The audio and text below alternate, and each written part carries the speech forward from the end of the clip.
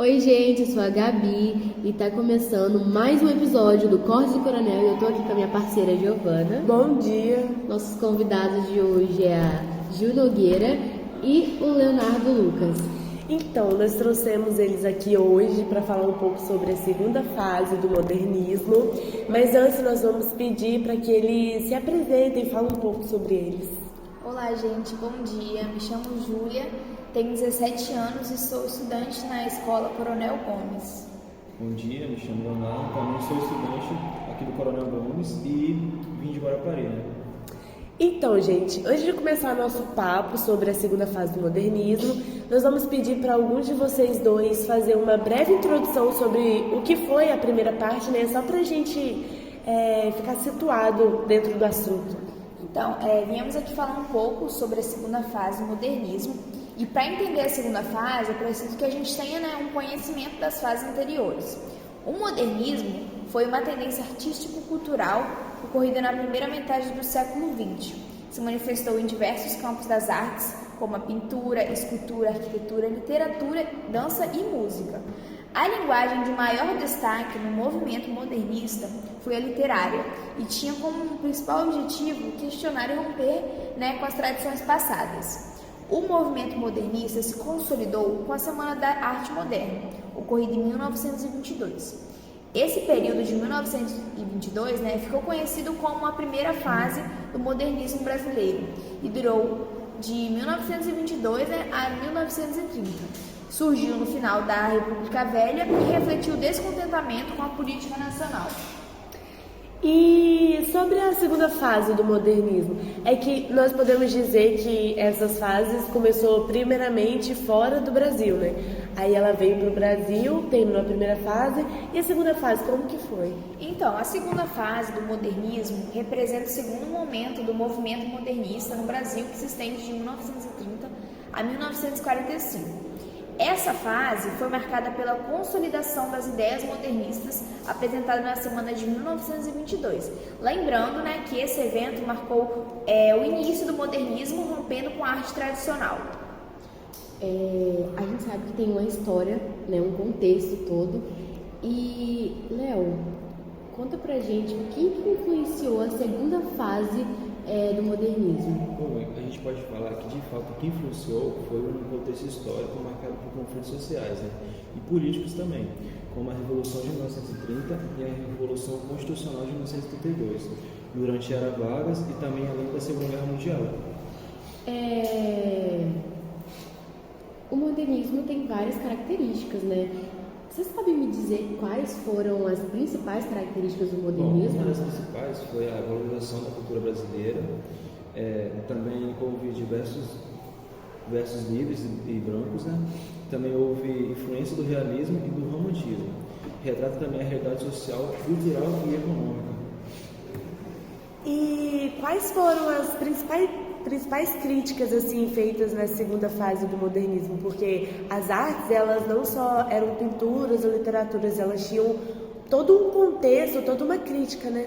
Naquela época, as principais críticas à segunda fase do modernismo foram divididas em dois tipos: as críticas da forma e a crítica do conteúdo. A crítica da forma, seguindo seus mestres da primeira fase do modernismo, os artistas da segunda fase buscavam criar uma forma de literatura que fosse a representante da arte brasileira. Contudo, os artistas que forneceram a base para o movimento da segunda fase foram, em sua maioria, formados pelas culturas liberais francesas e suíças, raízes diferentes das culturas brasileiras. Já as críticas do conteúdo defendiam o comunismo na política e o liberalismo moral, o que é possível, uma vez que na teoria de Marx defende uma moral relativa. Naturalmente, muitos artistas perceberam as consequências negativas que as ideias modernistas podiam trazer, iniciando no Brasil a fase da ruptura, a terceira fase do movimento modernista. Bom, quando a Gabi perguntou para Léo quais foram as influências para a segunda fase do modernismo, ele citou que aconteceu muito durante a Era Vargas. vocês saberiam me dizer qual a ligação entre Getúlio Vargas e a sua presidência com a segunda fase do modernismo? Na década de 30, houve um forte impacto na economia mundial com a quebra da Bolsa de Valores de Nova York, chamada de Grande Depressão. Durante esse colapso no sistema financeiro mundial, paralisações de fábricas, falências bancárias, desemprego em massa, fome e miséria eram constantes. Cada país tentou minimizar da sua forma os efeitos daquela crise, ao passo que houve fortalecimento dos partidos socialistas e comunistas em choque com as ideologias burguesas. A partir disso, para evitar qualquer tipo de anarquismo contrário ao comunismo, os estados defenderam o autoritarismo como forma de governo. Em meio à massa descontente das oligarquias teóricas, ao tempo da burguesia contra as agitações político-sociais e as constantes manifestações contrárias ao seu governo, Vargas resolveu iniciar a ditadura militar no Brasil em 1937. Foi implantado um Estado Novo que compreendeu o longo período anticomunista e antidemocrático no Brasil, chefiado unicamente por ele, Getúlio Vargas, que durou até 29 de outubro de 1945, quando, debaixo de pressões, Getúlio renunciou ao seu cargo porque ele estava nervosíssimo. Não deu mais, né? Então, assim, Getúlio Vargas se viu num beco sem saída mesmo, então ele quis implantar um governo mais rígido, mais autoritário, e essas artes vieram mesmo contra esse autoritarismo todo, né? Sim, com certeza. Porque esse autoritarismo não vinha da grande massa, quem sofria mesmo era a sociedade. Influenciou muito, muito, muito. Entendi. Igual na pergunta anterior, Getúlio Vargas, ele também teve uma grande influência nos temas abordados na segunda fase do modernismo. Quais foram os temas assim abordados? Bom, eu posso falar que a segunda fase do modernismo brasileiro durou mais ou menos entre 1930 a 45. Sua poesia é marcada pelo conflito existente e pela reflexão sobre os problemas contemporâneos. Fatos como a ditadura de Vargas e a Segunda Guerra Mundial influenciaram muito a escrita dos seus autores. A gente ouve muito falar que na segunda fase do modernismo eles chamavam de fase da consolidação. Por quê? Bom, é porque a literatura brasileira estava vivendo uma fase de manutenção, ou seja, criando uma certa maturidade e afirmação dos seus valores modernos. Bom, tem várias formas de arte na segunda fase do modernismo. Vocês mesmos falaram que o que mais se destacou assim foi a literatura, né? Mas também haviam poemas, poesias e tal. Vocês poderiam falar assim características de como era a poesia da segunda fase? Então, a poesia não ficou para trás durante essa fase.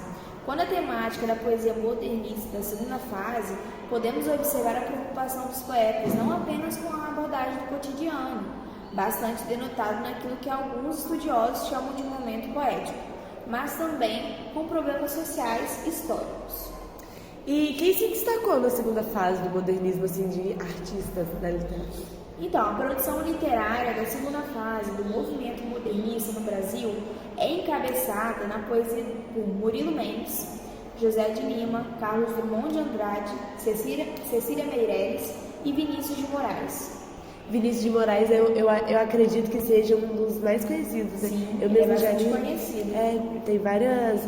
Não é difícil de encontrar obras deles. Né? Inclusive nas escolas eles falam bastante, né? Isso é verdade. Bom, a gente sabe que na segunda fase do modernismo houveram diversas obras literárias.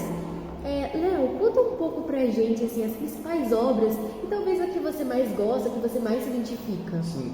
Bom, um dos principais autores é José Lins do Rego, e uma das suas principais obras foi O Menino do Engenho.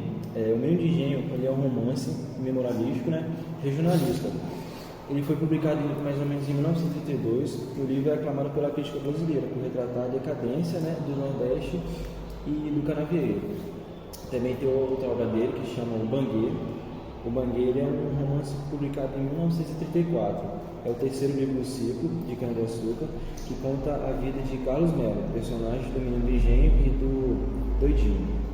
Também a gente pode citar o livro Usina. A Usina é o penúltimo livro, seguido do Fogo Morto. Temos também uma escritora, né, também que é conhecida como Raquel de Queiroz. E bom, uma das suas principais obras foi o 15. O 15 é o primeiro e mais popular romance da escritora, publicado em 1930.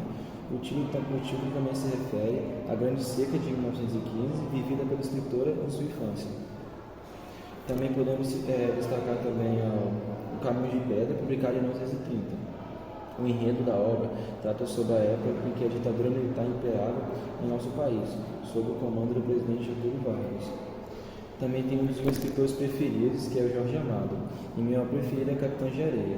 Ele é um romance escrito em 1937 e a obra retratada é a vida de um grupo de menores abandonados que crescem em ruas da cidade de Salvador, Bahia, vivendo um trapiche, roubando para sobreviver, chamado de Capitães de Areia. Também é um romance, né, e também tem um filme retratado contando essa história. Sim, Capitães de Areia, como Vinícius de Moraes, assim como nós falamos aqui, é muito conhecido, principalmente nas escolas também. Qualquer biblioteca pública ou nas escolas mesmo que você vai, você consegue encontrar esse filme. Principalmente no cinema brasileiro, né? Que esse filme foi muito aclamado Muito pela crítica. característico, né? Muito bem Realmente. lembrado. E porque bom, nós escutamos assim que a segunda fase do modernismo não é tão frequente, mas nós podemos ouvir também que teve uma atitude destruidora. Mas vocês poderiam explicar por que ela abandonou essa atitude destruidora? O segundo momento do modernismo abandona a atitude destruidora, buscando uma recomposição de valores e a configuração de nova ordem estética. A década de 20 representa uma desagregação das ideias e dos temas tradicionais. A de 30 destrói as formas ortodoxas de expressão. Entendi, gente. Olha, essa conversa com vocês hoje foi muito produtiva. Eu gostei muito de falar com vocês. Uma pena, né, que já estamos finalizando. Já estamos finalizando. Uma conversa de muito aprendizado, De né? conhecimento, né? Porque é um tema que, querendo ou não, influencia muito pra gente... Na nossa realidade. Sim, pra atual. gente entender a nossa literatura brasileira cultura. todinha. Sim, Entender o os passado livros... da gente, né? Sim, os livros que nós lemos, assim, de artistas brasileiros, foram muito influenciados nessa época Marco também. muito importante na nossa Revolucionou história. todas as obras brasileiras, né? Com certeza. Com certeza. Com certeza. E é muito interessante, assim, a gente não ver só essas obras como coisas banais, mas entender a história por trás disso, a luta de cada artista Isso é verdade. para ser reconhecido até hoje também. Então é isso, gente. Nós agradecemos a participação de vocês aqui hoje. A gente agradece muito. Quem sabe a gente volte uma próxima vez, né? Foi uma conversa muito construtiva, uma coisa bem cabeça mesmo. E esperamos realmente voltar, que vocês convidem a Será gente uma novamente. honra Espero que vocês tenham convidá-los gostado. novamente. Claro que gostamos, chamaremos vocês mais vezes aqui. Então é isso, gente. Encerramos por aqui. Espero que vocês tenham gostado. Até a próxima. Tchau. Tchau. Meu nome é Júlia, sou do terceiro M1 da Escola Coronel Gomes e fiquei como uma das convidadas. Meu nome é Eduarda, sou do 3M1, fiquei encarregada pelo áudio. Meu nome é Leonardo, eu sou do 3M1 e fiquei como um segundo convidado. Meu nome é Vinícius, sou da sala 3M1 e fiquei encarregado do make-off.